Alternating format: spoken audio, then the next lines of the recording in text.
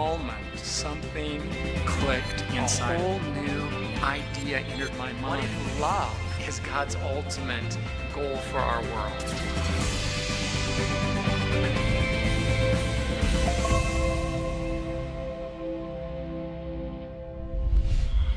Hi, I'm Ty Gibson.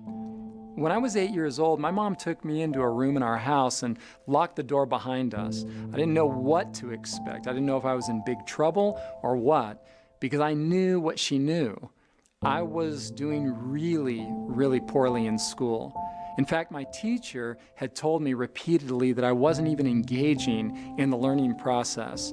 And I had a hunch she was going to tell my mom. Well, the fact is she did tell my mom, but my mom wasn't going to spank me or something like that. She had a different solution in mind. She was going to tell me the truth because she knew that I was messing up in school because I was totally stressed out about what was going on in our home. The only thing I could think about all day, every day, was the screaming and the violence and the pain that she was going through. My dad would regularly go ballistic and just beat her bloody. My 3 younger siblings and I would just run and hide under the covers in my bed, terrified as we listened to the terrible sounds through the thin walls of our small house. My mom took me into that room and she sat me on a sofa and pulled up a chair in front of me. She put her hands on my knees and she looked into my eyes, and I could tell that she was nervous. But out came the words that blew my mind. Charlie is not your dad. You got to understand, I thought he was my dad. As far back as I could remember, he was the guy, the only guy.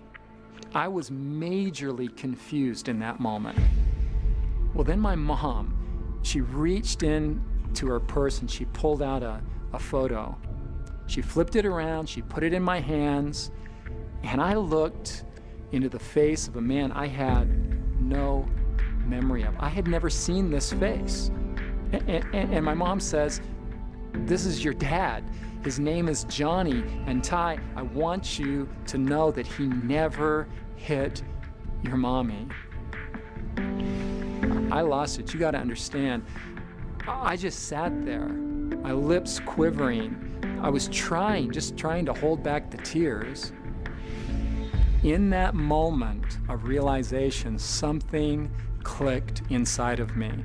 I knew that she was telling me something significant. I could just feel it. Charlie is not your dad, Ty. What he's doing to me is wrong.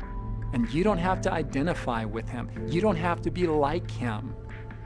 That was the first big paradigm shift in my life.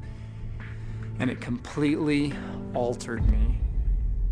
But I have to tell you that this was merely preliminary to a far more significant paradigm shift that would come years later.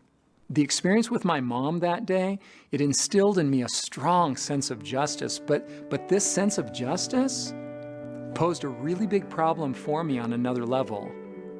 By the time I was a teenager, I was painfully aware that our whole world is filled with evil and suffering, and it troubled me. I mean, it really bothered me deeply, especially whenever somebody would talk about God. God? I mean, really? Come on, seriously? What a ridiculous notion. How could anybody really see what's going on in this world and believe in God? I reasoned something like this. Okay, if God exists, then certainly he would use his almighty God power to stop all the evil and pain in our world. I mean, wouldn't he? But since he doesn't, that must mean that the world we live in is just the way he wants it to be. In which case he couldn't possibly be good, and if he's not good, why would I want anything to do with him? Maybe I wanted a Rambo or Terminator type God. I don't know. But what I wanted was a God who would lay waste and stop evil people from doing evil things. I wanted a God of sheer power and absolute control and justice. That's what I wanted. But one day, after thinking about this thing over and over for months, from every angle, a whole new idea entered my mind. What if love and not control is God's ultimate goal for our world? If that were true, a whole new framework of understanding would naturally follow. I remember sitting there in my bedroom, 17 years old, surrounded with rock and roll posters all over my walls, lines of Coke on a mirror right next to me, and suddenly a whole new thought entered my mind.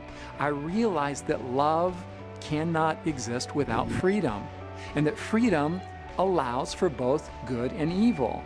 Love by its very nature must be voluntary. A world in which wrongdoing would be impossible would be a world in which love would be impossible too. So if love were God's end goal, freedom would be the only way He could get us there. For the first time in my life, it was plausible that a God of almighty power and perfect goodness could actually exist with a world like ours on His hands. Amazing. My paradigm was shifting again, this time regarding God.